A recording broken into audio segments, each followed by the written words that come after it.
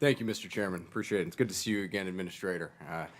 It's good to see you in Northeast Ohio just a couple of weeks ago for the eclipse, and I really appreciate you coming out to Cleveland and spending the afternoon with us. It really means a lot, and to have you there is very special. While you were out there, we had some great conversations, including about the importance of NASA Glenn Research Center, which is located right in my district, to NASA's mission.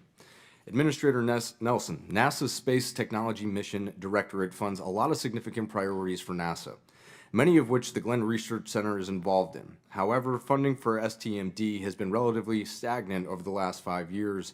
The fiscal year 25 budget request proposes ramping up funding for STMD in large part to support the development of fission surface power technology to create a nuclear power system that could operate on the moon. Administrator Nelson, can you please talk about the importance of fission surface power and why we need to invest in it now and not just further down the line? And could you please address the importance of Glenn's role within the project? Yes, Congressman, and it was great seeing you in Cleveland. And before I forget, for Congressman Tonko, our commander going to the moon, Reed Wiseman, on Artemis II, he is a graduate of Rensselaer Polytechnic.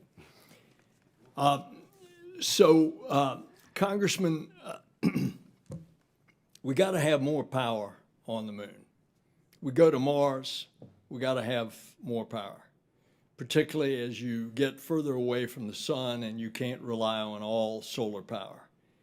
And so fission surface power is going to be a necessary element. And we're going to start this with the moon. So this is part of the reason we go back to the moon in order to go to Mars. The 25 requests is 113 million. Now, do you want me to get into nuclear electric and nuclear thermal as well, or do you want to keep it to fission surface power? I'd like to keep it to fission, just because mainly that's what's up there that we're working on. Okay. Well, I certainly respectfully request that you all grant our 25 request of 113 million. Yeah. Okay. We'll take a look at it. I understand. And I get it. As you have already acknowledged that it's been a tough year working with the budget, and the last thing that we want to do is to cut down to anyone. But we have to make sure that we're being responsibly and efficient for the country. But yes, Administrator, I'm with you 1,000%. And thank you for your earlier answer. Additionally, as you know, NASA Glenn Research Center leads the Communication Services Project, which leverages commercial capabilities to provide next-generation data relay for NASA satellites and to ensure that there's no data gap as NASA's older communication satellites continue to age. Can you speak to the importance of the work performed at Glenn, and do we have your commitment, possibly, that you will provide the resources to the center that needs to complete this project quickly? You can't fly in deep space unless you can communicate. Our deep space communications system ran into a problem because we need to communicate with all of those science instruments, including the James Webb Space Telescope, bringing back all of that data from deep in space, and lo and behold, we had to have the capability of communicating to Artemis 1 in the test flight of the rocket.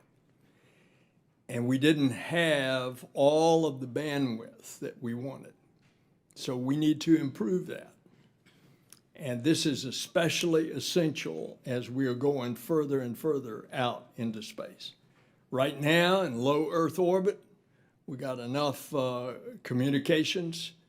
We can handle that. We need to update it, modernize it, et cetera.